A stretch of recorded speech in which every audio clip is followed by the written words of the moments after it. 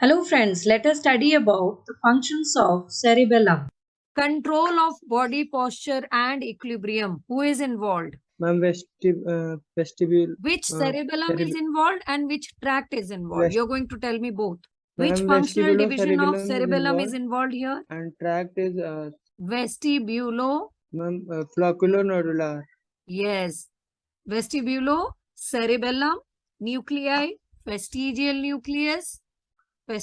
nucleus, and lobe, flocculonodular lobe connections, vestibulo, vestibular pathway or vestibulospinal tract, isn't it? It goes to the vestibular system, and to and fro connection is there with the vestibular system. So with the vestibular system, there is to and fro connections. Hence, it is going to help you in maintenance of body posture and equilibrium. Is it fine with you? Did you understand that? Yes, ma'am. Now, one more thing that you have to know here is, along with the vestibulocerebellar connections, we also have connections from the spinocerebellum. Tell me what are the connections from the spinocerebellum? So we have the spinocerebellar tract as well as cuneocerebellar tract. Right? So there is interconnections from these areas. There are connections there. Plus, we also have a connection to the reticular formation. So all these are again going to help the cerebellum to maintain the body posture and equilibrium. You remember reticular formation, we have the pontine and the medullary fibers. They are also under the control of cerebellum. That is how they are going to help to the body posture and equilibrium. What is important for you to know here is that the efferents, the control may come, the major control from top, from the cortex. It may come as corticospinal tract to the spinal cord. Then we have the extrapyramidal fibers coming to the spinal cord. Now, extrapyramidal can be under the control of the cerebellum, right? And cerebellum, while these corticospinal tract, they are taking the information down, they give a copy to the cerebellum. Got my point? So with those connections, we know that the cerebellum does necessary corrections. It does necessary corrections. Please remember the key word, it does necessary corrections, because it has a copy of what is going on and what should be coming in future. Okay, so it knows as what was the plan and what is being executed. If there is any discrepancy, if there is any difference between the plan and execution, your cerebellum is going to correct that. So that's the mechanism. Next is the control of muscle tone and stretch reflex. Muscle tone and stretch reflex, do you remember? This is mainly through the gamma motor neuron, right? Do you remember the major role of gamma motor neuron? And we knew that the gamma motor neuron was under the influence of it was having the connections from extrapyramidal tracts who were going to modulate the firing from the gamma motor neuron. Either some of the fibers may be excitatory, some might be inhibitory. Clear? So how do I know this? Is that the connections for the muscle tone and stretch reflex, they are also going to go to the spinal cord. So which cerebellum will be involved in this muscle tone and stretch reflex? Spinocerebellum. Yes, here we'll have the involvement of spinocerebellum. Okay, so because the spinocerebellum is going to get the information from the proprioceptors, it is also going to influence the extrapyramidal tracts going to the gamma motor neuron. So it makes a kind of comparison, and it knows exactly as how much amount of tone is required for these movements. Clear? Next, it controls the body movements. How exactly is done? The comparator function. We have known that. Okay, so comparator functions, we have just known that it has connections from the corticospinal tract. When it reaches to the spinal cord, it gives one fiber to the cerebellum. Plus, from the spinal cord, we have connections to the cerebellum. Cerebellum kind of compares this into informations. The one which is the command which is going down and what exactly has been executed. Okay, so it has these comparator function. Okay, then comes the damping function.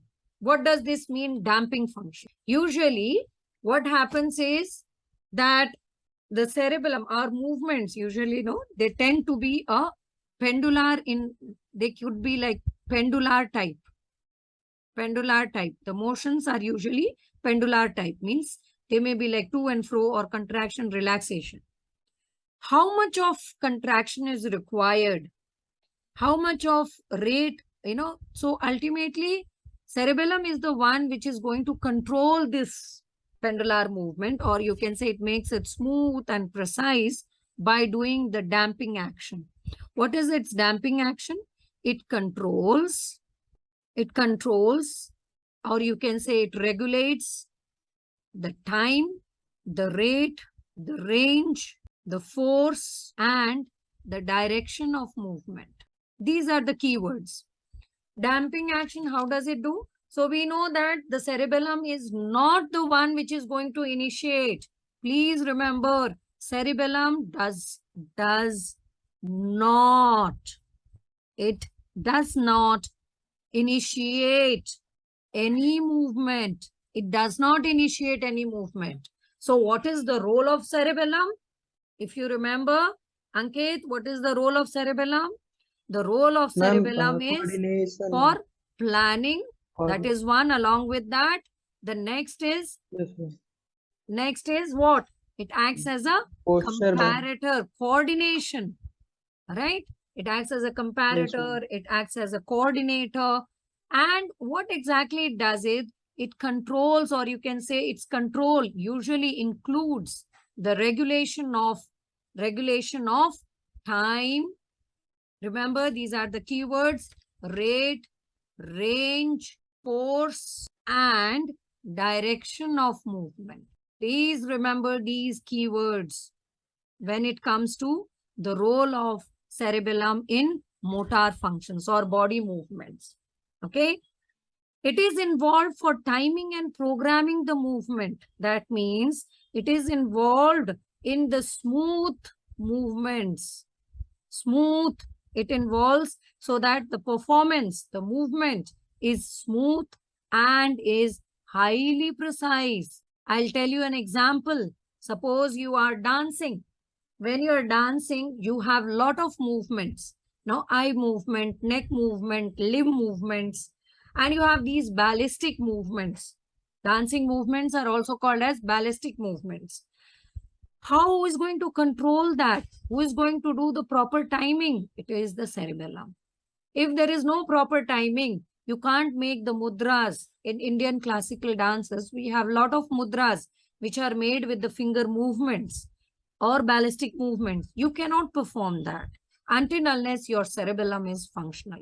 So cerebellum has a role in, it is going to modulate, you can say, modulate the, what you can say, the commands. It actually modulates. Yes, this is the correct word.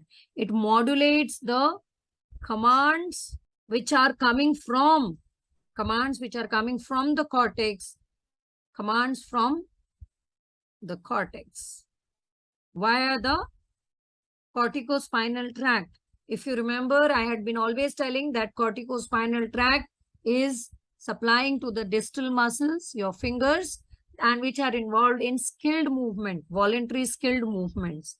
And dancing is one very skillful movement. Who is going to modulate the command so that your movement is not a pendular type of movement or an oscillatory type of movement? It is a smooth, highly precise movement. Okay. This is being done by the cerebellum.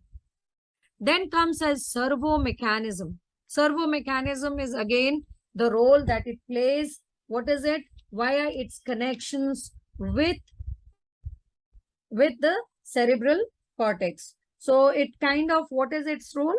It plays a role in, it has kind of, a central command there. It plans the sequential movement.